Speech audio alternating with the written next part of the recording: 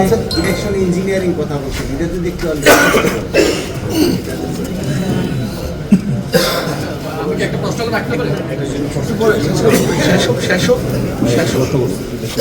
আমরা বলছি আমাদের এখানে আমাদের নেতৃবৃন্দ, আমাদের নেতা কর্মীরা তারা কিন্তু এই বাঁশের লাঠি উদ্ধার করেছে এবং অনেক জায়গায় আমরা দেখছি যে যারা আসছেন নানা ধরনের মানে নির্বাচনী আচরণবিধি লঙ্ঘন, যার মধ্যে টাকার লেনদেনও একটা ব্যাপার, সেই সব বিষয়গুলোকে আমরা যথাসম্ভব যাতে তারা করতে না পারে, কারণ আমরা আচরণবিধি ভঙ্গ কেউ করতে চাইলে বিশেষভাবে টাকা পয়সার লেনদেনের প্রশ্নে এটা আমরা লক্ষ্য করছি। কিন্তু প্রশাসন কেন এখন পর্যন্ত এই প্রশ্নগুলোতে আরো স্ট্রং ভূমিকা নিচ্ছে না, সেটা আমাদের একটা প্রশ্ন।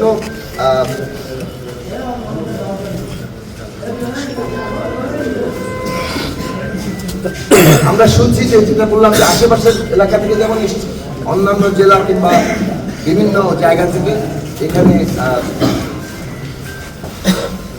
একটা দল তাদের নেতাকর্মীদের জড়ো করছে এবং সেই জায়গাগুলো আমাদের জন্য উদ্বেগ তৈরি করছে। মোদ্দা কথা হচ্ছে ইলেকশন ইঞ্জিনিয়ারিং এর বিভিন্ন রকম ফর্ম আছে।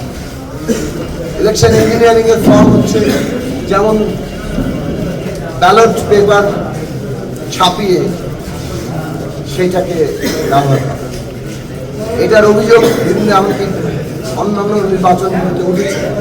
কাজে আমরা মনে করি যে ব্যালট পেপার ছাপানো কিংবা অতিরিক্ত ব্যালট পেপার দেওয়া কিংবা মৃত ব্যক্তি, অনুপস্থিত ভোটার তাদের নামে ভোট দেওয়া, অনগ্রহীয় কালীকে মুছে দিয়ে তারপরে একাধিক ভোট দেওয়ার চেষ্টা করা এবং ফলাফল ইঞ্জিনিয়ারিং করার চেষ্টা করা, কোনো না কোনোভাবে যদি প্রিজাইডিং অফিসার কিংবা ইলেকশন যারা কর্তৃপক্ষ তারা যদি আসলে একটা বিশেষ দলের সাথে প্রভাবিত হয়ে পড়েন, তখন তারা নানাভাবে এইটা সহযোগিতা করতে পারে। অন্যদিকে এরকমও চেষ্টা হতে পারে কেন্দ্র দখল করে কেউ কোনো রকম চেষ্টা করছে, ব্যালট স্টাফিং, এই সমস্ত জায়গা আমরা সবগুলো চিহ্নিত করার চেষ্টা করছি এবং সবগুলোর ব্যাপারে আমরা কর্তৃপক্ষকে জানাচ্ছি।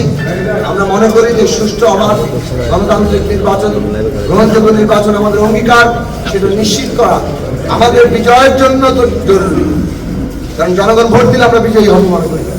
অন্যদিকে এরও আগে বাংলাদেশের অস্তিত্বের বাংলাদেশ সবার আগে এবং বাংলাদেশের অস্তিত্ব, বাংলাদেশের বিকাশ, এই দেশের জনগণের স্বার্থ, সেটা আমাদের সবার আগে এবং সেই জন্য একটা সুষ্ঠু নির্বাচন প্রয়োজন। আপনাদের সবাইকে ধন্যবাদ। এত দীর্ঘ সময় সাকিব ভাই একটা প্রশ্ন। সাকিব ভাই আমার একটা প্রশ্ন আছে, আমি আপনার কাছে জানতে চাচ্ছি, আমরা বিগত সময় দেখেছি দিনের ভোট রাতে হয়, আজকে হচ্ছে চাঁদ রাত, যে রাতটা হবে, এই রাতে কোনো ধরনের ভোট ছাপাছাপি সংখ্যা করছেন কিনা, আপনার এলাকার কোনো কেন্দ্রে এরকম মেসেজ আছে কিনা বা আপনি এই সংখ্যা করছেন কিনা?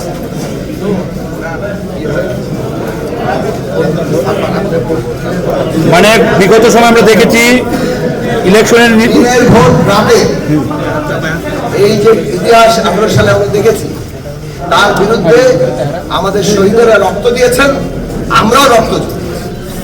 এবার পুনরাবৃত্তি আশঙ্কা করছেন কিনা? পুনরাবৃত্তি আমরা প্রতিরোধ করব যদি ঘটনার চেষ্টা। আচ্ছা বন্ধুগণ, আমি শুধু একটা জিনিস উল্লেখ করি, পাঞ্ছারামপুর পৌরসভাকে আমরা একেবারে নতুন করে ঢেলে সাজাতে চাই।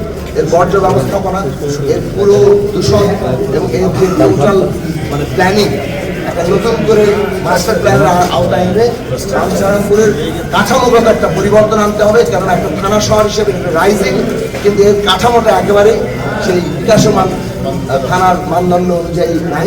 ফলে আমাদের একটা মাস্টার প্ল্যানের আওতায় এই পাঞ্ছারামপুর পৌরসভাকে পুনর্বাসন করতে হবে, সেটা আমরা করবো, সেটা আমাদের একটা অঙ্গীকার আছে। আমি যে কথাটা বলতে চাইছি যে ইলেকশন মানে ভোট ডাকাতি কিংবা ধরেন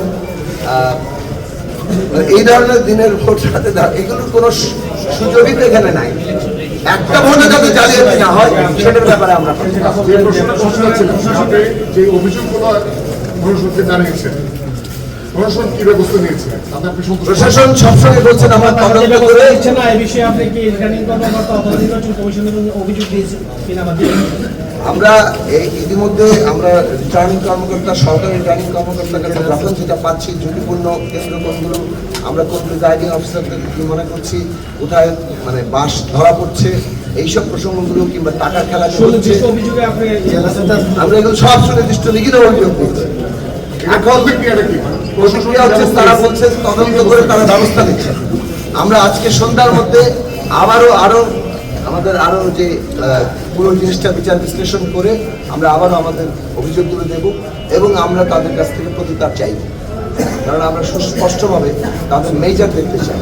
কেবল তদন্ত করব এটা আমরা মানে এটা প্রেস নোটের মতো বাক্য না হয়েছে। আমরা 17টি ঝুঁকিপূর্ণ তালিকা ইতিমধ্যে রিটার্নিং কর্মকর্তার কাছে পাঠিয়েছি। ঠিক আছে মোটামুটি শেষ।